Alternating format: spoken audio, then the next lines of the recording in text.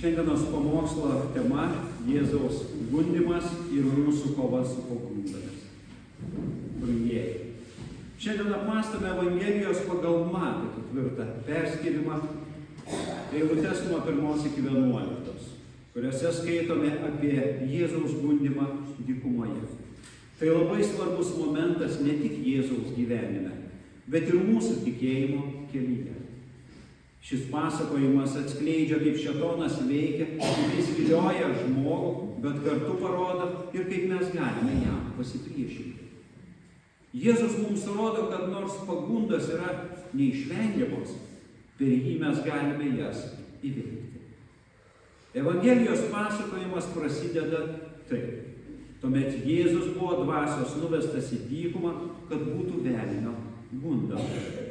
Jėzus buvo ką tik pakrikštytas Jordano upėje, kai dangiškasis tėvas paliudijo: šitas yra mano mylimasis sūnus, kuriuo aš gėriuosi.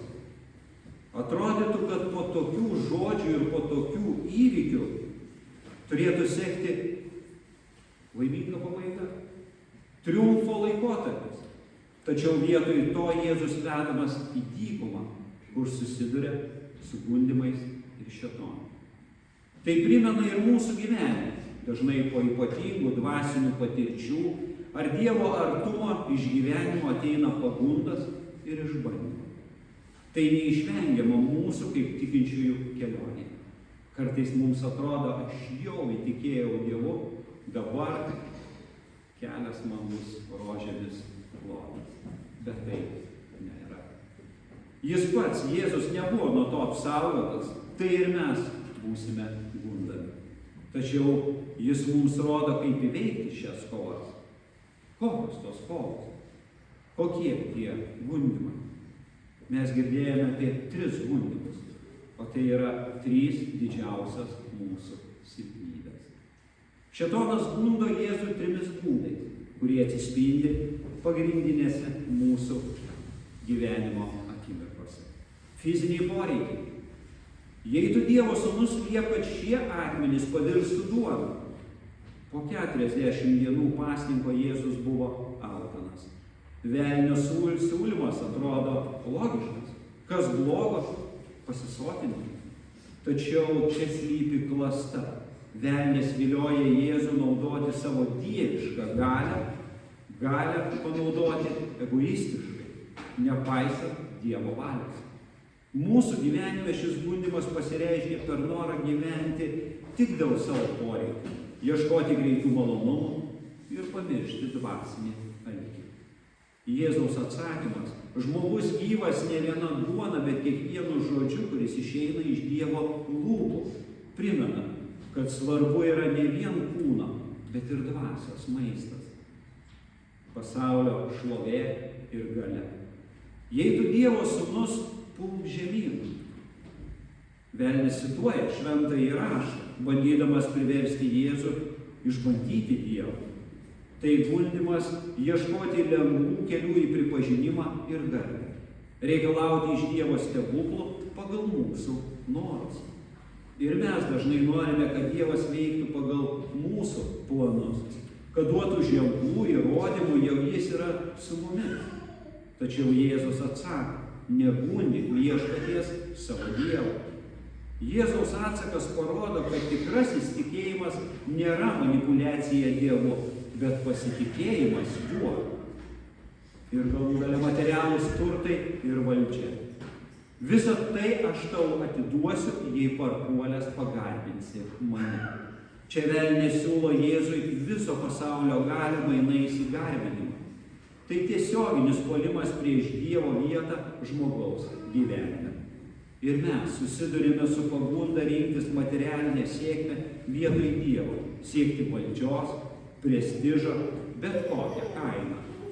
Tik pagalvokite, ar ne tokių pagundų liudininkais mes neseniai buvome. Tik pripažink, tik nusilenk, tik padėkok ir mes valdysime pasaulį. Tačiau Jėzus tvirtai atsako ir mus moko: viešpatį savo Dievą tegarbink ir jam vienam tetarnauk. Dažnai manome, kad galime įveikti pagundas tiesiog laikydamiesi įstatymą, vykdydami moralinius įsakymus, stengdamiesi būti geri žmonės.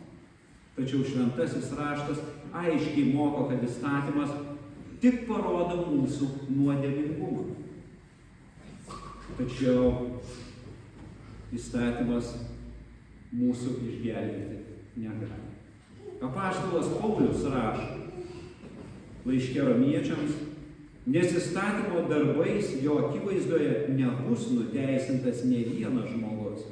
Per įstatymą tik pažįstame nuodėmę.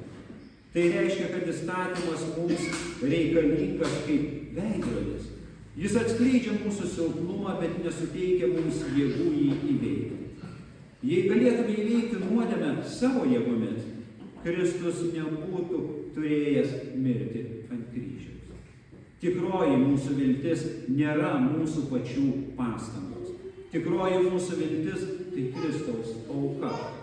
Jėzus atėjo ne tik tam, kad parodytų mums pavyzdį, bet kad savo mirtimi ir prisikėlimu išvaduotų mus iš nuodėmės galios.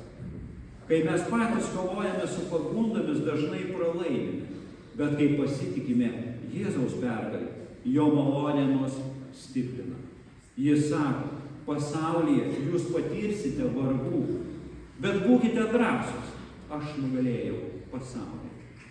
Evangelija apie Jėzaus gundymą moko mus, kad pagundos yra neišvengiamas, bet su Dievu mes galime jas įveikti. Mūsų jėgų nepakanka, bet Kristaus pergalė ant kryžiaus yra mūsų tikroji stiprybė. Tad, kai ateis sunkumai ir gundymai, nepamirškime. Jėzus jau nugalėjo. Jis nugalėjo šėtoną dykumoje, mirtimi ant kryžiaus ir prisikėlimu. Per jį ir mes esame pašaukti į pergalę. Amen. Taip būna.